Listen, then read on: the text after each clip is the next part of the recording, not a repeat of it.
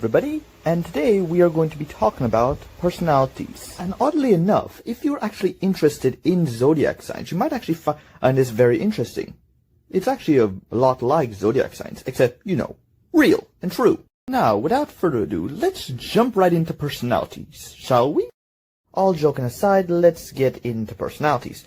Now, a personality or a person's personality is the sum total of all the way we think, feel, and act. Now, please remember, it is all three of these things, not just one, all three. Now that we've got the definition of personalities out of the way, let's jump into our first fact today, shall we? First one will be personality traits, of which there are 5. These 5 are openness, conscientiousness, extroversion, agreeableness, and neuroticism, or ocean for short. Now, people can either be high or low in these personality traits. To better explain what I mean by this, we would need to go through each one of them. So let's do that real quick, shall we? Let's start with openness. People that are high in openness are just that, open to new experiences and adventurous and creative. Some signs that you might be high in openness are: you prefer abstract concepts and thinking, you enjoy creative endeavors and innovations, and you enjoy new activities and hobbies. As for people low in openness, are more traditional. They prefer concrete facts over abstract ideas, and usually prefer things to stay the way they are. Some signs that you may be low in openness are that you're a concrete thinker, meaning you prefer concrete facts over abstract ideas. You prefer tradition and prefer things stay the same, and you're rigid in routines. Now on to conscientiousness. People high in conscientiousness are organized and goal-oriented. Signs that you may have high conscientiousness are: you're schedule-oriented, you have an eye for detail, and you have a plan for the future. Basically, they have a good sense of control over themselves and make sure they have a plan for what they might face. They also have a good sense of control over their environment as well. As for people with low conscientiousness, they may be more unstructured, disorganized, and tend to procrastinate. Some signs that you may be low in conscientiousness are: you tend to be disorganized and leave the place a little cluttered. You tend to be impulsive and careless, and you tend to leave things till the last minute. Next is extroversion. People high in extroversion tend to be energized by social situations and are happy to go out.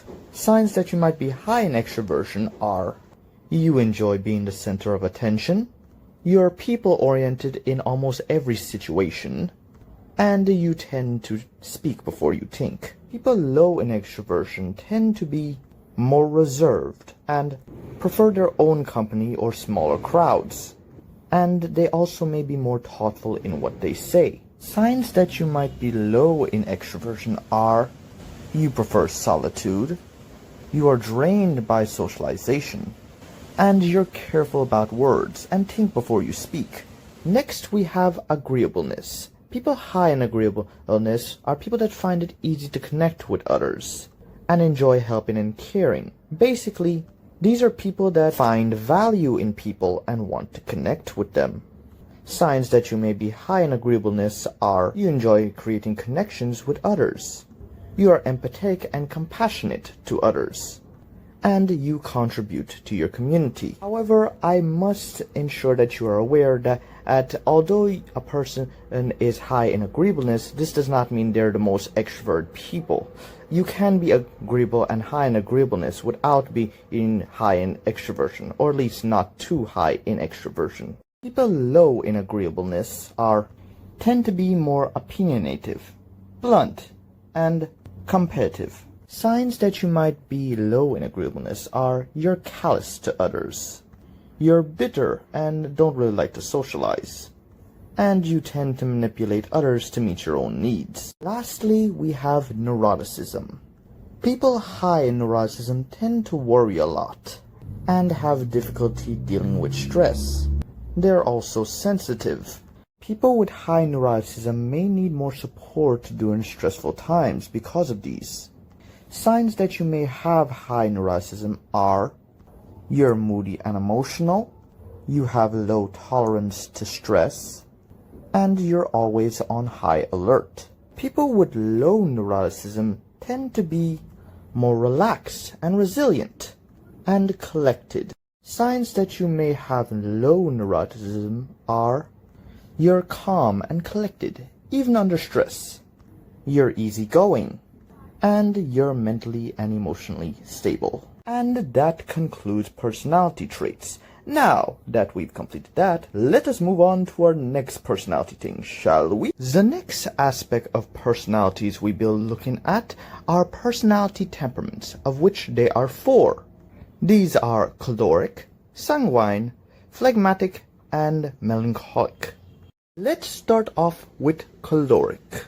They usually have high leadership abilities and are usually extroverted. They are also often logical and strong-willed, as well as being competitive, overachievers, conscientious, and very meticulous.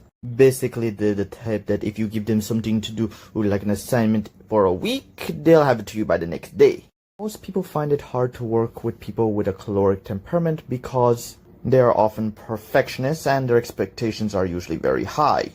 People with choleric temperament are also more likely to develop anxiety because of their constant need to get everything right the first time. Now let's go to sanguine.